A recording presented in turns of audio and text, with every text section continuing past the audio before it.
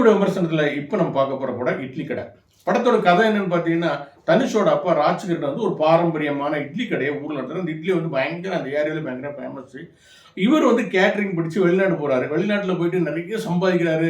பெரிய பணக்காரங்களோட பழகுறாரு. பணக்கார வீட்டு பொண்ணு லவ் பண்ணுறாரு. இந்த நேரத்தில் அவங்க அப்பா இறந்து போயிடுறாரு. சரி, இறந்து போனோன்னே அப்பாவை பார்க்குறதுக்காக இறுதி சடங்கு பண்ணுறதுக்காக ஊருக்கு வராரு. வந்து பார்க்கும்போது தான் தெரியுது அந்த இட்லி கடை வந்து நடத்தாமல் மூடி கிடக்குது.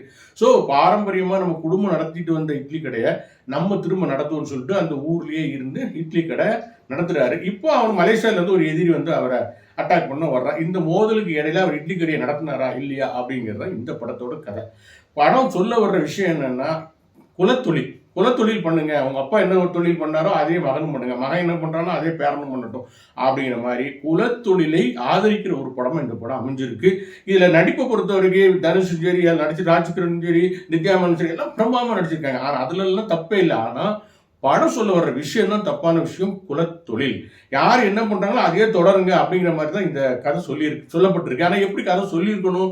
இந்த இட்லி கண்டென்ட்டை கொண்டு போய் அவர் வெளிநாட்டில் கொண்டு போய் நீங்கள் நம்ம எப்படி வெளிநாட்டு பீஸாவை கொண்டு வந்து நம்ம இங்கே பாப்புலர் ஆக்கி சாப்பிட்டோமோ அது மாதிரி நம்ம இட்லி அவர் உலகம் ஃபுல்லாக பரப்புறாரு அப்படிங்கிற மாதிரி இந்த கதை எழுதப்பட்டிருந்தா அது ஒரு முற்போக்குத்தனமான கதையாக இருந்திருக்கும். ஆனால் அவங்க அப்பா இட்லி கடை நடத்தினாரா, நீங்கள் இட்லி கடை நடத்து, நீ நடத்துறியா உங்க மகனும் இட்லி கடை நடத்தட்டும், அதை தாண்டியே வேலை போகாதீங்க வளராதீங்க அப்படின்னு சொல்கிற மாதிரி இந்த படத்தோட அமைஞ்சிருக்கிறதுனால இது ஒரு பிற்போக்குத்தனமான படம்.